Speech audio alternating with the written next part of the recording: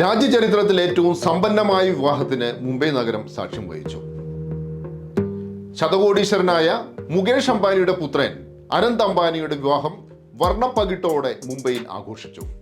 ഒപ്പം മറ്റൊന്നുകൂടി നടന്നു. ആളോഹരി വരുമാനത്തിൽ ഇന്ത്യയുടെ സ്ഥാനം 138 റാങ്കിലേക്ക് കൂപ്പുകുത്തി.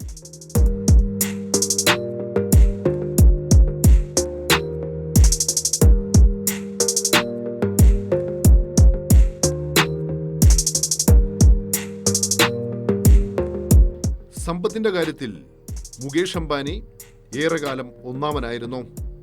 പിതാവ് ധീരുഭായ് അംബാനിയെ രാജ്യത്തെ ഒന്നാമനാക്കിയത് ഇന്ദിരാഗാന്ധിയായിരുന്നു. പിന്നീട് മക്കൾ മുകേഷ് അംബാനിയും അനിൽ അംബാനിയും പിൻഗാമികളായി. ഇരുവരും ഒരേ സമയം കോൺഗ്രസിനും BJPക്കും വേണ്ടപ്പെട്ടവരായി. അതിസമ്പന്നത അദാനി കുടുംബത്തിൽ ഭിന്നിപ്പുണ്ടാക്കി. മുകേഷും അനിലും വഴിപിരിഞ്ഞു. അപ്പോഴേക്കും മുകേഷ് അംബാനി രാജ്യത്തെ ഏറ്റവും സമ്പന്നനായി. മുകേഷ് അംബാനിയുടെ വാണിജ്യ താല്പര്യങ്ങൾക്കനുസരിച്ച് രാജ്യത്തെ വ്യവസായ നയവും വാണിജ്യ നയവും എണ്ണ പ്രകൃതിവാതക നയവുമെല്ലാം മാറ്റിയെഴുതി. ഈ വിഷയത്തിൽ AB വാജ്പേയിയും മൻമോഹൻ സിംഗും നരേന്ദ്രമോദിയുമെല്ലാം ഒറ്റക്കെട്ടായിരുന്നു. മോദിയുടെ വളർച്ചയ്ക്കൊപ്പം ഗൗതം അദാനി എന്ന പുതിയൊരു ശതകോടീശ്വരന്റെ താരോദയവുമുണ്ടായി. ഗൗതം അദാനിയുടെ താരപ്പൊലിമയിൽ മുകേഷ് അംബാനിയുടെ പ്രഭയ്ക്ക് അല്പം മങ്ങലേറ്റു. ഹിൻഡൻബർഗ് റിപ്പോർട്ടിനെ തുടർന്ന് ഗൗതം അദാനിയുടെ വിശ്വാസ്യതയ്ക്ക് മങ്ങലേറ്റതോടെ മുകേഷ് അംബാനി രാജ്യത്തെ ഏറ്റവും സമ്പന്നൻ എന്ന സ്ഥാനം തിരിച്ചുപിടിച്ചു. അതിൻ്റെ ആഘോഷമാണ് മുംബൈയിൽ നടന്നത്. മകൻ അനന്ത് അംബാനിയുടെ വിവാഹത്തിനായി ചെലവഴിച്ചത് 5000 കോടി രൂപ. ലോകത്തിൻ്റെ നാനാഭാഗങ്ങളിൽ നിന്ന് വിശിഷ്ടാതിഥികൾ ഒഴുകിയെത്തി. ഓരോ ക്ഷണപത്രികയുടെയും ചെലവ് 6 ലക്ഷം രൂപയോളമായിരുന്നു. ഇന്ത്യ എന്ന രാജ്യത്തെ 90% കുടുംബങ്ങളുടെയും ഒരു മാസത്തെ വരുമാനം 10,000 രൂപയിൽ താഴെയാണ്. 5000 കോടി രൂപ മുടക്കി ഒരു വൻകിട വ്യവസായം തുടങ്ങിയാൽ 10,000ങ്ങൾക്ക് തൊഴിൽ ലഭിക്കും. പക്ഷേ അതിനൊന്നും മുകേഷ് അംബാനി തയ്യാറല്ല.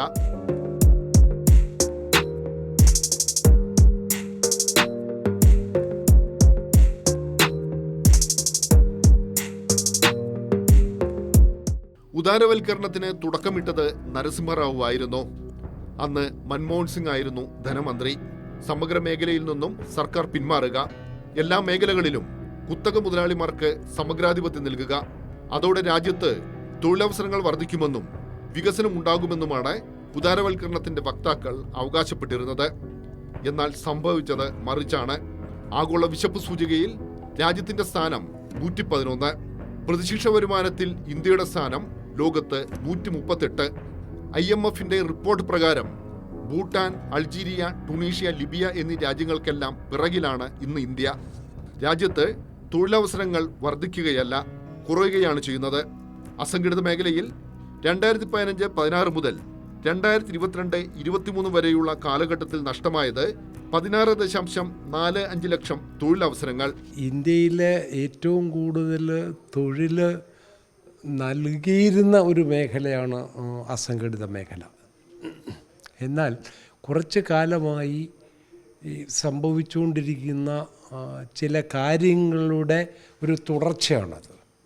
അതായത് 2016 ഡിമോണിറ്റൈസേഷൻ, അതുകൂടാതെ സംഭവിച്ച കോവിഡ്, ഈ 2 ഷോക്കുകൾ ഇക്കോണമി അനുഭവിച്ചുകൊണ്ടിരിക്കെ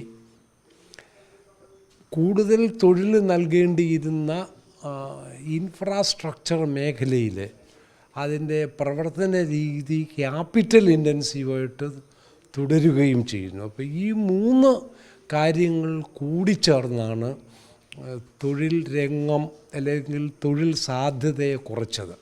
അത് പ്രത്യേകമായി ശ്രദ്ധിക്കേണ്ട ഒരു കാര്യം, സംഘടിത മേഖലയിൽ തൊഴിൽ കുറയുമ്പോൾ അവരെ അബ്സോർബ് ചെയ്തിരുന്ന അസംഘടിത മേഖലയാണ്.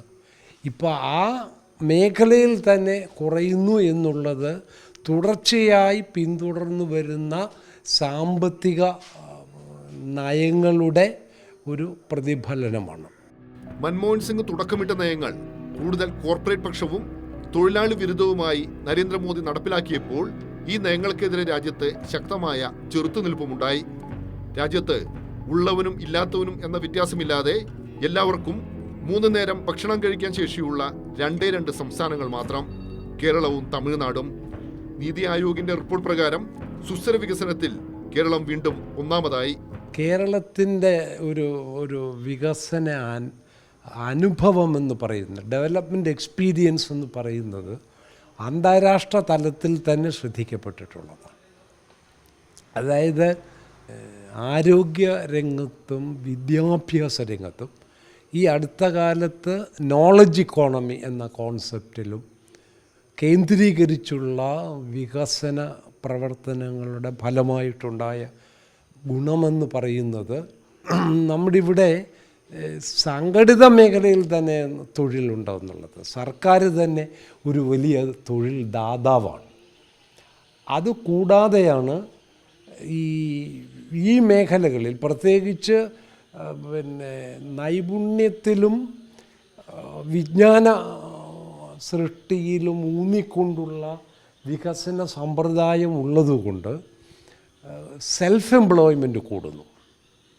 ഈ സെൽഫ് എംപ്ലോയ്മെൻറ്റ് അസംഘടിത മേഖലയുടെ ഒരു പ്രത്യേകതയാണ്. പക്ഷേ ഇതിൽ എനിക്ക് എടുത്തു പറയേണ്ട കാര്യം, കേരളത്തിൽ സംഘടിത മേഖലയിലെ തൊഴിൽ സാധ്യത എന്ന് പറയുന്നത് മറ്റു സ്റ്റേറ്റുകളേക്കാൾ കൂടുതലാണ്.